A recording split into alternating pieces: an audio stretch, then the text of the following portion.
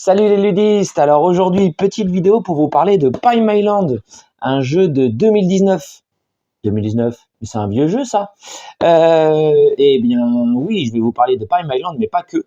Je vais vous parler aussi de son petit frère ou sa petite sœur, si on parle de la boîte, hein, qui est sorti cette année du coup, Palm Laboratory. Palm Laboratoire, ça va être plus simple, hein. Donc pourquoi cette petite vidéo? Eh bien tout simplement pour faire un petit comparatif entre les deux, à savoir est-ce que si on a Palm Island, est-ce qu'on a besoin de Palm Laboratory?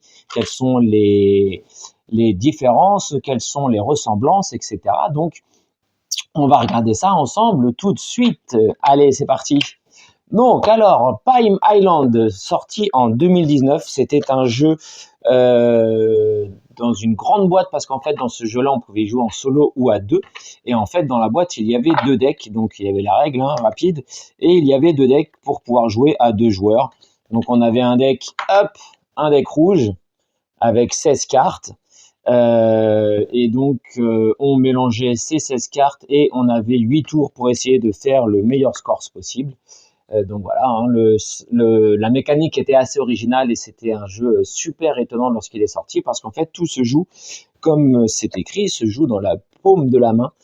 Donc on va faire défiler les cartes et en fait on peut interagir qu'avec la carte qui est en première ou en deuxième position, et donc après on activait des ressources qui permettaient de pouvoir acheter et d'améliorer les cartes, de les faire tourner, de marquer des points. Donc dans Palm Island, on avait donc deux paquets de cartes, un paquet de cartes pour le joueur rouge et un paquet de cartes pour le joueur bleu, ce qui fait qu'on pouvait y jouer en solo ou à deux, ou alors à deux en solo, c'est-à-dire que les deux jouaient chacun de leur côté et on comparait les scores à la fin de la partie.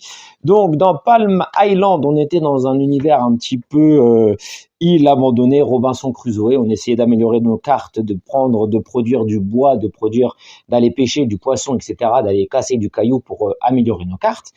Et il fallait donc au bout des 8 tours essayer d'avoir le meilleur score possible. Et donc en fonction des scores que l'on avait, on avait encore du boulot, on était respectable, on était exceptionnel, on était encore incroyable. Et donc ça, c'était pour Palm Island. Palm Laboratory, alors c'est une boîte plus petite, deux fois plus petite, hein, si on regarde comme ça, hop, deux fois plus petite, un petit peu plus épaisse par contre, deux fois plus petite parce que Palm Laboratory, on ne peut y jouer absolument qu'en solo, on ne peut pas y jouer à deux. C'est la plus grande différence entre celui-ci et celui-là, parce que sinon, est-ce que Palm Island et Palm Laboratory, c'est différent? Non. Oui, un petit peu, mais dans les ensembles, non. Alors, je vous dirai pourquoi le oui dans un instant. Oui, pourquoi c'est un petit peu différent et encore très légèrement, et quoique, c'est pas tout à fait vrai, parce que ceux qui ont joué à Palm Island à deux joueurs en mode coopératif, et ben on va retrouver des petites choses qui étaient dans ce Palm Laboratory là.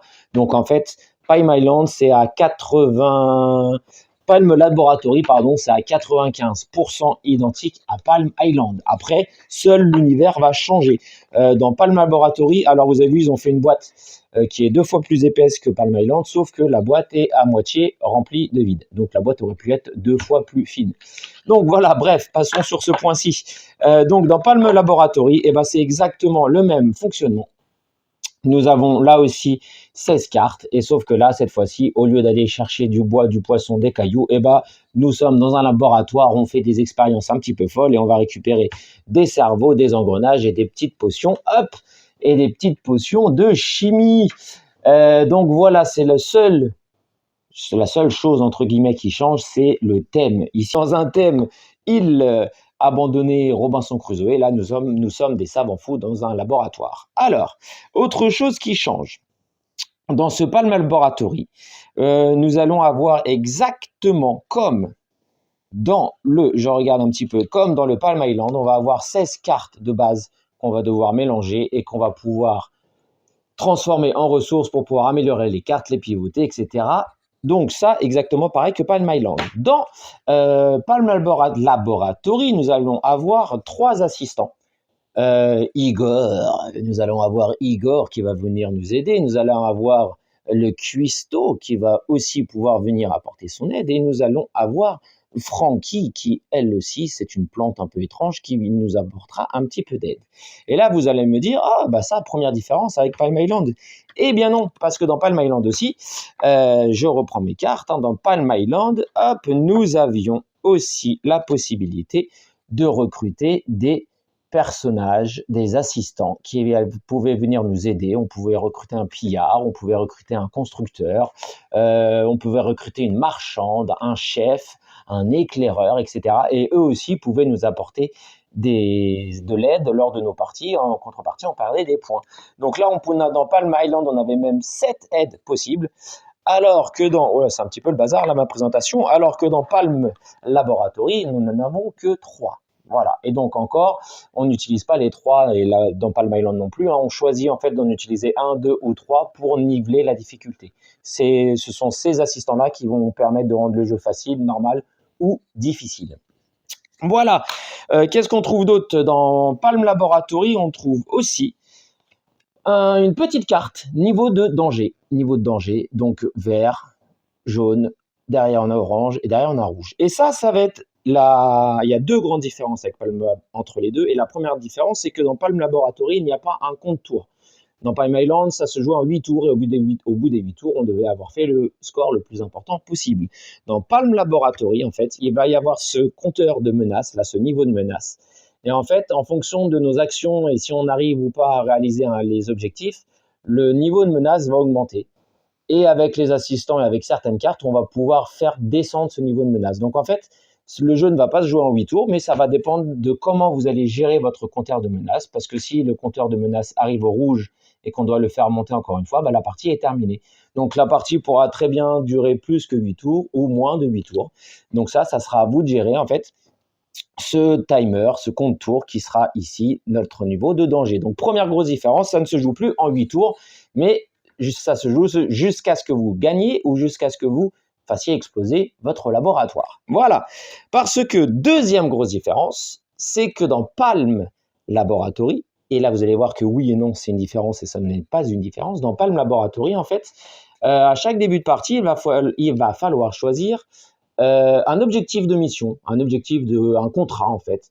On ne va plus forcément regarder le score, quoi qu'on le regarde quand même, hein, mais en fait, on va gagner ou on va perdre la partie parce qu'on va avoir des contrats. Donc là, dans la boîte de base de Palm Laboratory, on a 3 types de missions différentes. On a une mission de production classique, c'est la plus facile, où on a juste à essayer de faire pivoter cette carte 4 fois et au bout d'un moment, bah, si on arrive à faire pivoter, bah, c'est la victoire. Et donc à ce moment-là, si on arrive à gagner avant que notre laboratoire explose, eh bien on a gagné et comme dans Palm Island, bah, on va compter nos points. Donc je vois pas trop l'intérêt en fait de compter son score. Moi, une fois que j'ai gagné, peu importe à peu près le score que j'ai fait, si j'ai réussi à faire la mission, j'ai réussi à faire la mission. Mais on peut s'amuser quand même à compter notre score, c'est aussi possible. Et donc dans Palm Laboratory, on a 2 autres types de missions. Donc ça, on a la mission de base pour s'entraîner. Et ensuite, on a 2 autres types de missions qui vont rapporter des cartes supplémentaires. Donc là, dans cette mission-là, il va falloir essayer de débloquer des cartes qui rapportent des petits documents de recherche.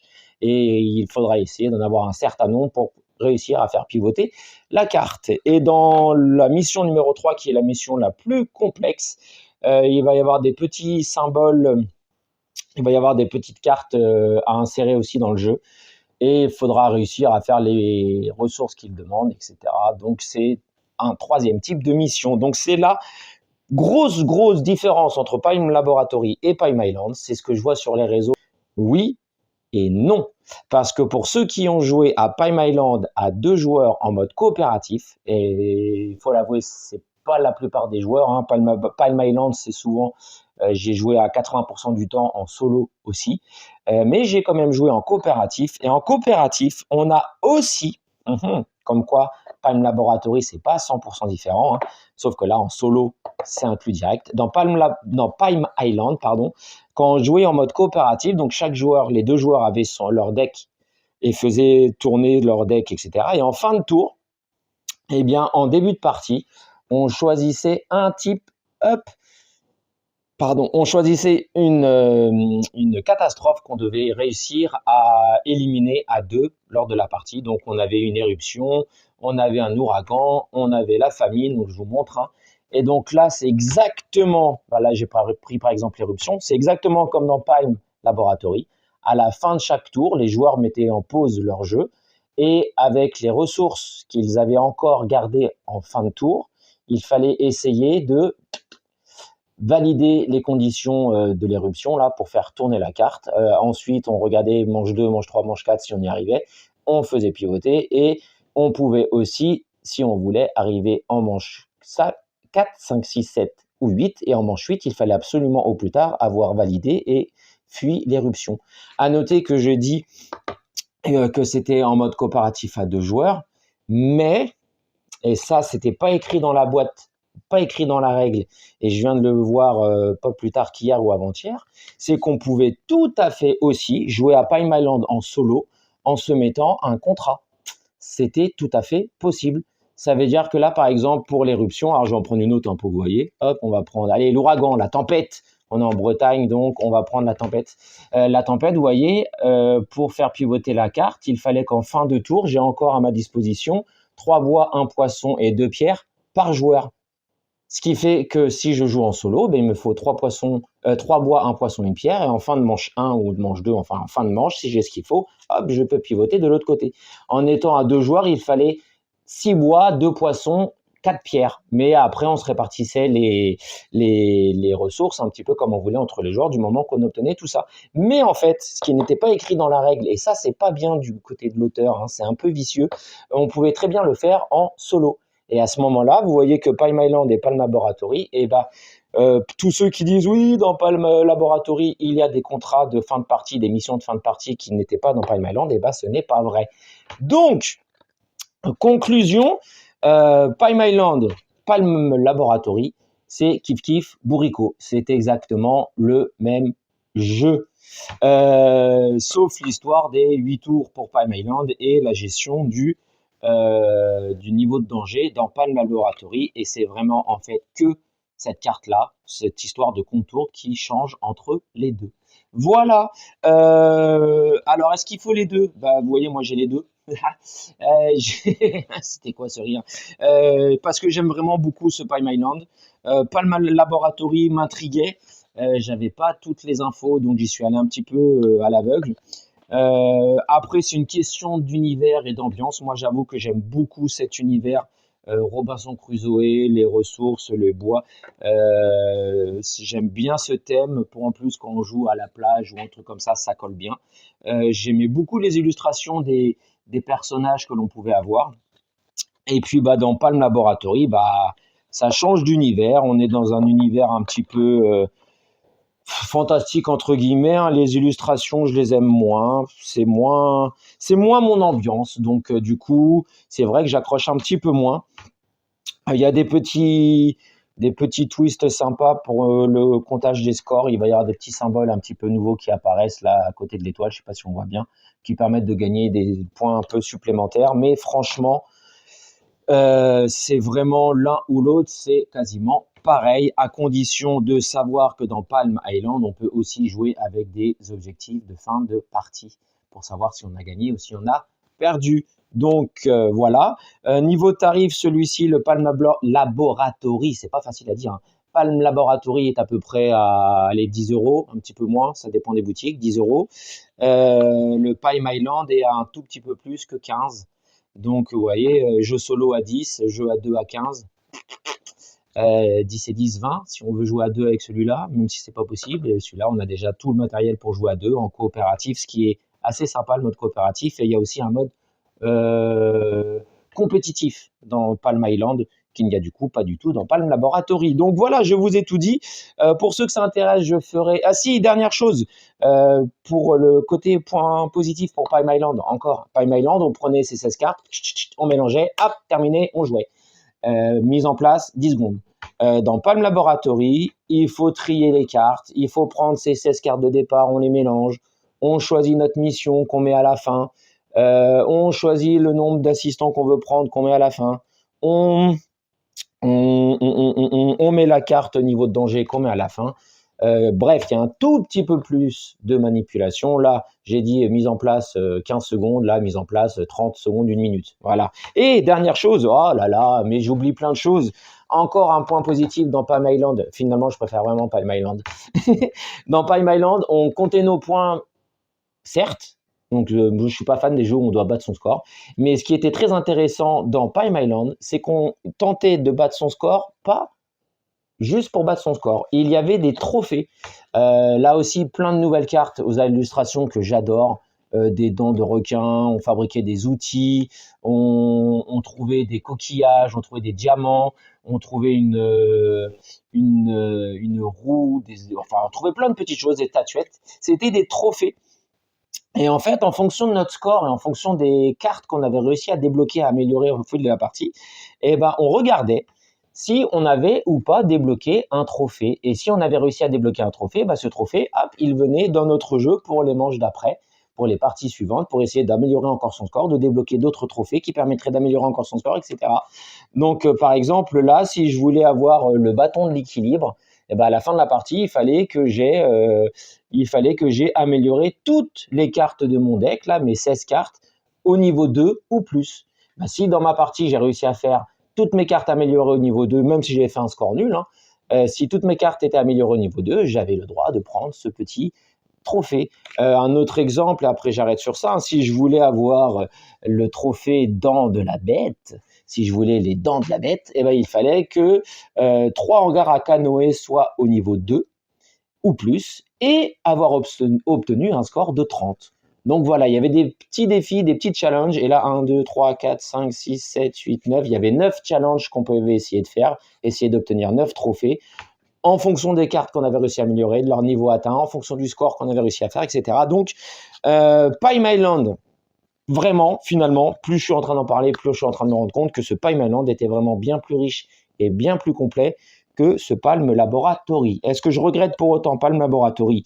Non, parce que déjà, c'est pas un investissement excessif, qu'il peut se jouer partout comme celui-ci, que l'univers change un petit peu, même si je suis un petit peu moins fan, que la mécanique, vraiment, c'est la seule chose qui change entre les deux. Cette gestion du temps, là, et de la menace est assez maligne, est assez originale.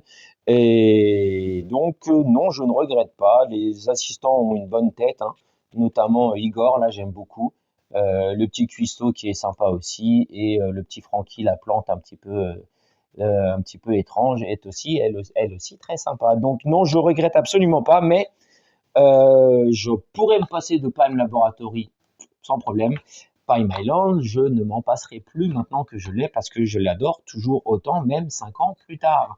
Voilà, donc pour ceux que ça intéresse, je ferai peut-être une petite vidéo partie de Palm Laboratory pour voir les petits changements, notamment la gestion de cette carte-là qui n'est pas très très claire dans le livret de règles. Pour les autres, comme je dis à chaque fin de vidéo, qu'est-ce que vous êtes encore en train de faire devant cet écran, devant votre écran de téléphone ou devant votre écran de télé ou d'ordinateur? Coupez-moi cet écran, jouez, jouez, jouez.